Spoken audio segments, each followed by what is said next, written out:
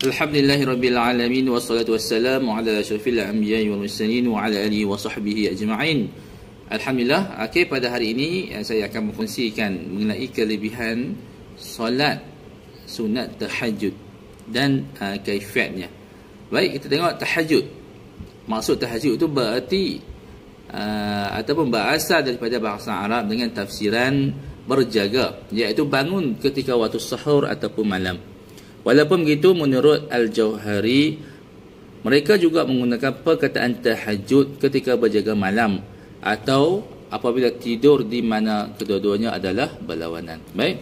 Dari segi istilah pula, solat-solat tahajud adalah solat yang dilakukan pada waktu malam selepas isyak. Selepas solat isyak, setelah bangun daripada tidur, atau digelar juga sebagai qiyamul lail. Solat sunat tahajud amat penting dan digalakkan dalam kehidupan umat Islam, sehingga membuatkan Imam Bukhari memasukkan satu bab khas untuk tahajud dalam kitabnya, iaitu kitab As-Sahih. Baik. Solat sunat tahajud ni kita tengok apakah hukumnya. Hukum solat sunat tahajud adalah sunat muakkadah. Sunat muakkad iaitu amalan sunat yang sangat digalakkan dan dituntut oleh Allah Subhanahu wa taala. Rasulullah sallallahu alaihi wasallam tidak pernah meninggalkan solat sunat tahajud walau hanya satu malam. Begitu juga dengan para sahabat. Baginda bersabda, solat yang paling utama selepas solat fardu adalah solat malam. Solat tahajud. Hadis riwayat Muslim. Waktu menunaikan solat sunat tahajud afdal dilakukan pada waktu tengah malam. Atau lebih tepatnya selepas jam 12 malam ke atas, iaitu selepas selepas waktu Isyak sehingga terbit fajar. Sebaiknya 1/3 malam setelah berlalunya 2/3 malam, iaitu sekitar jam 3 pagi, sehinggalah menginjak waktu subuh. Ketika waktu ini waktu sangat sunyi dan sepi. Seusia dan selesai mana kata selesa untuk beribadah kepada Allah dengan lebih khusyuk. Firman Allah Subhanahu wa taala, wahai orang yang berselimut, bangunlah sembahyang tahajud pada waktu malam, selain dari sedikit masa yang tidak dapat untuk berehat, tidak untuk berehat, iaitu separuh dari waktu malam, atau kurangkan sedikit dari separuh itu, atau lebih daripada 1/2 itu, bacalah Al-Quran dengan perlahan-lahan. Surah Al-Muzammil ayat 1 hingga 4. Bilangan rakaat solat sunat tahajud minimum 2 rakaat. Maksimum tidak limit, tiada limit. Minimum 2 rakaat, maksimum tidak ada limit. Tu bilangan rakaat. Rasulullah sallallahu alaihi wasallam bersabda daripada Abi Salamah bin Abdurrahman bahawa dia bertanya kepada Aisyah, bagaimanakah solat Rasulullah sallallahu alaihi wasallam di malam Ramadan? Maka berkata Aisyah, baginda tidak menambah lebih daripada 10 rakaat sama ada di bulan Ramadan. Ni untuk solat witir. Witir ni dia ada bilangan yang tertentu. Dia witir ni boleh buat paling tinggi 11. 11 rakaat. Paling afdal didirikan 11 rakaat. 2 rakaat dan last sekali 1 witir. Tapi kalau solat sunat tahajud ni awal minimum 2 rakaat, maksimum tidak ada limit. Itu tidak dinyatakan bilangan yang khusus untuk solat-solat tahajud. Kalau witir dia ada bilangan yang khusus yang afdal, iaitu 11. Dan last sekali kena tutup dengan 1. Kalau tahajud tidak. Tahajud minimum 2, maksimum tidak dikhususkan. Bilangannya. Cara solat sunat tahajud, yang pertama niat ketika takbiratul ihram, usolli sunnatan tahajjudi raka'ataini lillahi ta'ala. Aku solat sunat tahajud 2 rakaat kerana Allah Taala. Bilangan rakaat pertama baca seperti biasa membaca Al-Fatihah dan surah-surah lazim. Rakaat kedua membaca surah Al-Fatihah dan surah-surah lazim. Bagi salam dan baca doa seperti biasa. Ikut keselesaan yang diri kita yang kita amalkan. Di antara doanya dia ada doa khusus. Kalau kita tak hafal tak apa. Kalau kita ada doa yang kita sendiri yang lebih kita menjiwai, kita baca doa kita yang kita senang, yang kita selesa. Kalau tak hafal tak mengapa. Kalau kita hafal lagi baguslah. Kalau kita tak hafal pun tak mengapa, baca doa yang kita sendiri punya. Kita ada hajat apa waktu itu kita boleh kita boleh berdoa kepada Allah ketika itu. Okey, solat sunat tahajud ni boleh jemaah ke? Boleh ataupun elok bersendiri. Baik.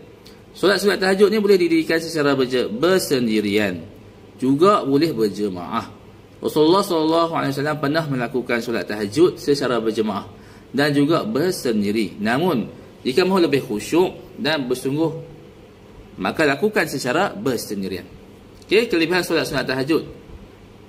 Daripada Abi Hurairah radhiyallahu anhu berkata, Rasulullah SAW bersabda, apabila berlaku setengah malam atau 2/3 malam, turunlah Allah yang maha tinggi ke langit dunia seraya berfirman, adakah sesiapa yang meminta untuk diberi, aku perkenankan permintaannya. Adakah siapa yang berdoa untuk dimakbulkan, aku makbulkan doanya. Adakah siapa yang beristighfar untuk diberikan ampunan, aku ampunkannya sehinggalah terbit fajar. Hadis riwayat Muslim. Okey, pertama, kelebihan solat sunat tahajud ni, yang pertama ditempatkan di tempat terpuji di akhirat. Firman Allah Subhanahu Wa Taala, dan bangunlah pada sebahagian daripada waktu malam, serta kerjakanlah solat tahajud padanya sebagai solat tambahan bagimu. Semoga Tuhanmu membangkitkan dan menempatkanmu pada hari akhirat di tempat yang terpuji. Amin. Surah Al-Isra ayat 79. Kedua, masuk ke syurga tanpa hisab. Rasulullah SAW bersabda, seluruh manusia akan dihimpunkan di suatu kawasan pada hari kiamat. Lalu kedengaran satu suara yang menyeru, siapakah di dunia yang telah meninggalkan tempat-tempat tidur mereka untuk qiyamul lail? Lalu sekumpulan kecil orang yang bangun malam itu masuk syurga tanpa hisab. Selepas itu barulah diperintahkan oleh Allah untuk dilakukan hisab kepada semua manusia. Hadis riwayat Al-Baihaqi. Kalau kita nak masuk syurga tanpa hisab, kita melazimi pada malam ini, pada waktu sekarang ini, pada malam ini kita niat nak bangun solat tahajud tanpa miss langsung. InsyaAllah, mudah-mudahan Allah memakbulkan permintaan dan usaha kita, insyaAllah. Ketiga, diampunkan segala dosa dan kifarah.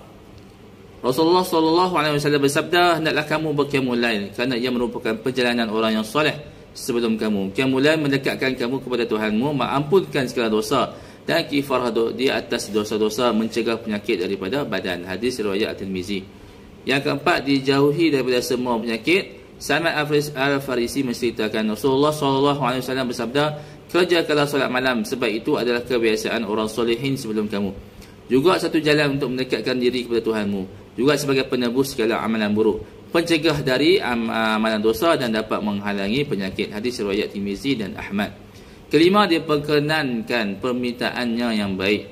Rasulullah SAW bersabda, sesungguhnya pada malam terdapat satu waktu, tiadalah hamba yang muslim membetulkan niat dengan berdoa meminta kebaikan kepada Allah kecuali dikurniakan kepadanya yang demikian itu pada setiap malam. Okey, hadis riwayat Ahmad.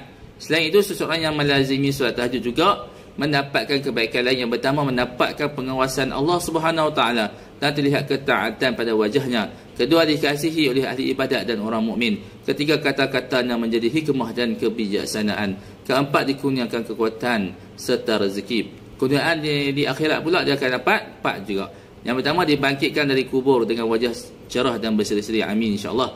Kedua, dipermudahkan hisab. Amin. Ketiga, melalui siratul mustaqim, sirat titian sirat dengan cepat seperti kilat. Keempat, menerima buku catatan dari tangan kanan, insya-Allah.